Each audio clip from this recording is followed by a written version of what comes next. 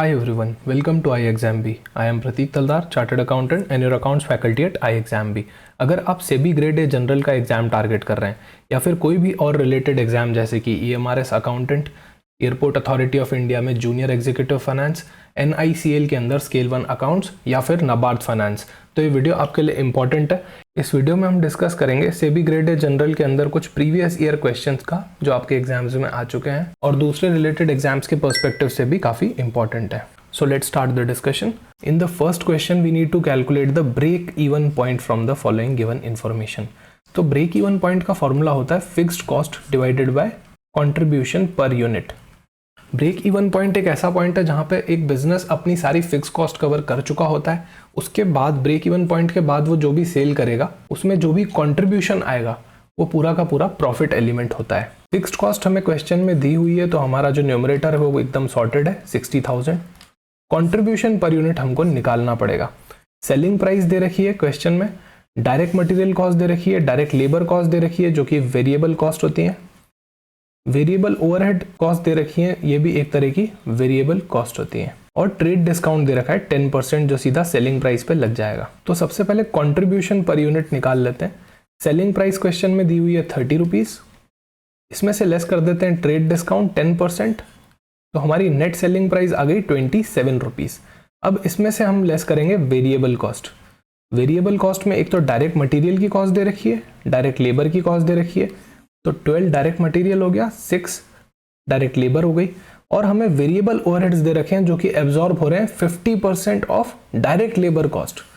तो जो भी डायरेक्ट लेबर कॉस्ट आ रही है 6 रुपीज़, इसका 50% हमारा वेरिएबल ओवरहेड हो जाएगा, तो 6 रुपीज़ का 50% 3 रुपीज़ हमारा वेरिएबल कॉस्ट हो जाएगा। तो कंट्रीब्यूशन पर यूनिट हमारा यहाँ से आ रहा है 6 रुपीज़ का।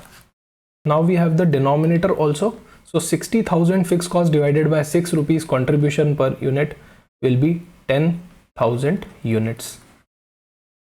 सो B will be the right choice. 10,000 हमारा ब्रेक इवन पॉइंट है, यहाँ पे हम फिक्स कॉस्ट कवर कर चुके हैं। इससे ऊपर जो भी हम सेल कर रहे होंगे उसके कंट्रीब्यूशन पे हमें सिर्फ प्रॉफिट होगा क्योंकि हम फिक्स कॉस्ट ऑलरेडी कवर कर चुके हैं। In the next question, cost of machine with life of 10 years is given was 12 lakhs। तो मशीन की लाइफ 10 साल दे रखी है और कॉस्ट उसकी 12 lakhs दे रखी है और कोई भी सैल्वेज वैल्यू नहीं है। However, after 5 years, the life of the machine is increased by 3 years by incurring a refurbishment cost of 1,20,000. What would be the depreciation in the 6th year of this machine? तो दो phases में इस question को divide कर लेते हैं। एक बात करते हैं अभी की, एक मशीन हमें गिवन है, इसकी लाइफ जो है वो 10 ईयर्स है और इसकी कॉस्ट जो है वो 12 lakhs है।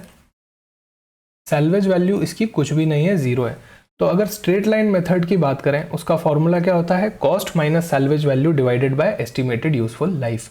यहाँ हमें कॉस्ट दे रखी है 12 lakhs, लाइफ दे रखी है 10 ईयर्स, तो SLM के हिसाब से हर साल का इसका डिप्रिसिएशन आ जाएगा 1,20,000 रुपीज़। ये इसका अभी का डिप्रिसिएशन है आज का। तो ईयर 1 से लेके 5 तक हमने इसको SLM से डिप्रिशिएट किया 1,20,000 रुपीज़। तो इसकी कॉस्ट जो आ जानी चाहिए थी 5 साल के बाद, वो क्या कॉस्ट हो जानी चाहिए थी, 12 लाख रुपीज़ इसकी ओरिजिनल कॉस्ट थी और हमने 5 साल तक 1,20,000 रुपये इसमें से डिडक्ट किए हैं, तो इसकी कॉस्ट आफ्टर 5 ईयर्स हो जानी चाहिए थी 6 लाख रुपीज़। अब आफ्टर 6 ईयर्स की बात हो रही है कि अभी इसकी लाइफ 3 साल से बढ़ सकती है अगर हम रिफर्बिशमेंट कॉस्ट कर दें 1,20,000 की। तो रिफर्बिशमेंट कॉस्ट इसकी लाइफ बढ़ा रहा है तो एक कैपिटल नेचर का खर्चा है, इसको कैपिटलाइज कर देना चाहिए। तो will be increasing the cost of machinery, new cost will be 7,20,000 rupees.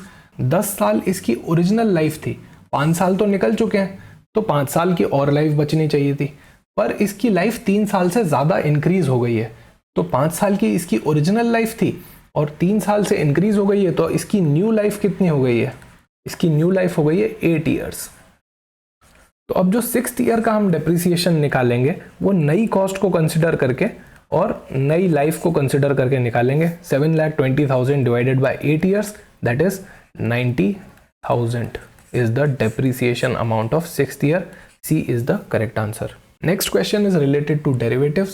इसमें हमें बता रखा है when the spot price of the call option is less than the strike price, तो जो स्पॉट प्राइस हमारी है वो कम है स्ट्राइक प्राइस से। कॉल ऑप्शन क्या होता है, राइट टू बाय होता है, राइट, राइट टू बाय। तो जब भी हम कुछ चीज बाय करते हैं तो हम चाहते हैं कि उसकी प्राइस बढ़े। स्पॉट प्राइस का मतलब होता है अभी की प्राइस, और स्ट्राइक प्राइस का मतलब होता है वो प्राइस कॉल ऑप्शन के केस में जहां पे आपके पास राइट टू बाय है। अगर बात करें निफ्टी की, तो अभी इसकी निफ्टी की प्राइस चल रही है 19,542 रुपीज, ये हमारी स्पॉट प्राइस है।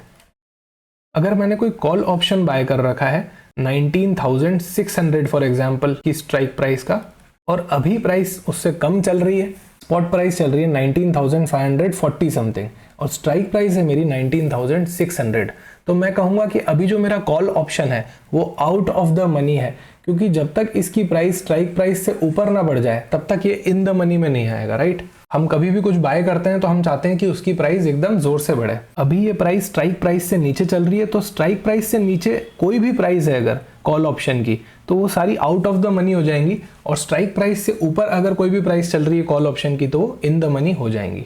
सो the correct answer here is out of the money, C option. तो सर से फॉर एग्जांपल अगर हमारी स्पॉट प्राइस 19,700 हो जाए, स्ट्राइक प्राइस से ज्यादा हो जाए, तो क्या हमें 100 रुपए का प्रॉफिट हो जाएगा क्या? नहीं, ये तो स्ट्राइक प्राइस और स्पॉट प्राइस का डिफरेंस है, राइट, अंडरलाइन का डिफरेंस है। अब इसके ऊपर डेल्टा लगाने से पता चलेगा कि आपको प्रॉफिट कितना होगा, आपके प्रीमियम को कितना इंक्रीज मिलेगा, वो डेल्टा लगाने से पता चलेगा। अगर आपको ऑप्शन ग्रीक्स यानी कि डेल्टा, गामा, थीटा के बारे में नॉलेज लेना है तो रिसेंटली सीपी सर ने ऑप्शन ग्रीक्स के बारे में डिस्कशन किया था, आपको उसका लिंक डिस्क्रिप्शन बॉक्स में मिल जाएगा।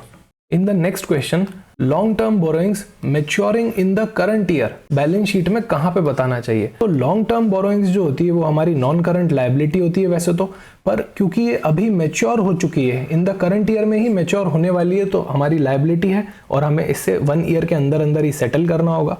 So the right answer will be current liabilities. Next is what would be the profit as per cash basis of accounting? यहाँ पे हमें cash basis यूज करना है। अकाउंटिंग करने के दो तरीके होते हैं, कैश बेसिस और अक्रूवल बेसिस। अक्रूवल बेसिस को हम मर्केंटाइल बेसिस भी बोलते हैं। यहाँ हमें कैश बेसिस यूज करना है और इन्फॉर्मेशन हमें गिवन है रेवेन्यू ऑन अकाउंट, ये ऑन अकाउंट रेवेन्यू है, हमें सिर्फ कैश बेसिस वाली चीज है, ओके। कैश में जो रियलाइज हुआ है या खर्चा हुआ है सिर्फ वो कंसिडर करना है। तो सबसे पहले कैश सेल्स ले लेते हैं 70,000 की। Salaries paid in cash, again this is a cash expenditure, तो सैलरीज डिडक्ट कर लेते हैं इसके अंदर से हमारी इनकम में से 50,000 की। Next is ticket purchase for 11,500 for the next year travel. अब भले ही ये खर्चा अगले साल का हो, पर ये अगर अभी का अभी कैश में इनकर हो चुका है तो हम इसे कैश बेसिस के अंदर आज ही डिडक्ट कर देंगे 11,500। सो और profit on cash basis will come to around 8,500।